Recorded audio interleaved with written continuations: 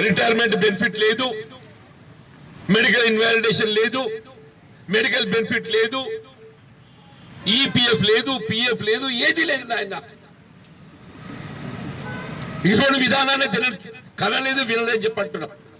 నాకు ఇప్పటికి గుర్తుందమ్మా, ఆనాడు ఏదైతుందో గ్రామ పంచాయతీలో హెల్పర్ గా సేవలు అందిస్తున్నటువంటి కార్మికులను కూడా ఉమ్మడి రాష్ట్రంలో క్రమబద్ధీకరించి లైన్ మెన్ రిటైర్డ్ అయిపోయింది, ఇప్పటికి కూడా లైన్ ఇన్స్పెక్టర్ గా పదోన్నతులు పొంది కొనసాగుతున్నారని చెప్పంటున్నాను.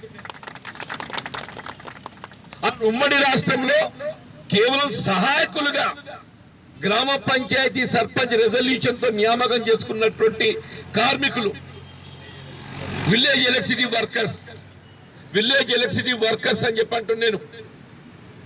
పెద్ద రాజశేఖర రెడ్డి గారు ఏదైతుందో ఒక్క కలం పోటుతోని దాదాపు 8,000 మంది కార్మికులను రెగ్యులరైజ్ చేసే ఒక ఘనత అలాంటి కాంగ్రెస్ పార్టీకి దక్కుతుందని చెప్పంటున్నాను. ఈమె తెలంగాణ రాష్ట్రం కోరుకుని ఇందుకేనని చెప్పంటున్నాను.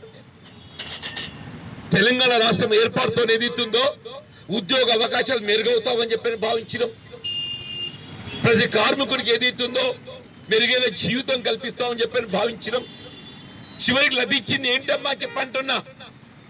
మీరు ఏ అవుట్ సోర్సింగ్ కాంట్రాక్ట్ వ్యవస్థ లేకుండా అందరిని ఏదైతుందో క్రమబద్ధీకరించి రెగ్యులర్ ఎంప్లాయీస్ గా తీర్చిదిద్దడం జరుగుతుంది చెప్పి పేర్కొన్నారో, వీళ్ళు అవుట్ సోర్సింగ్ కాంట్రాక్ట్ వ్యవస్థలో పనిచేస్తున్న కార్మికులందరినీ కూడా విధుల నుండి తొలగించే కార్యక్రమం చేపడుతుందని చెప్పంటున్నాను. నేను మొన్న కేటీఆర్ మాట్లాడిండే ఏదో 1,43,000 మంది ఉద్యోగాలు కల్పించడమని. ఆ 1,43,000 ఉద్యోగాలలో మీ 23,000 కూడా అందులో ఉన్నాయని చెప్పంటున్నాను.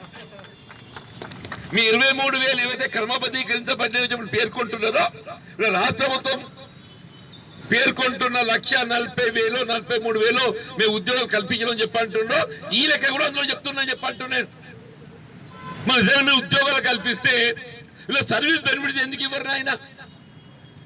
ఇలా సర్వీస్ బెనిఫిట్స్ ఇవ్వండి, స్కేల్ బెనిఫిట్ ఇవ్వండి.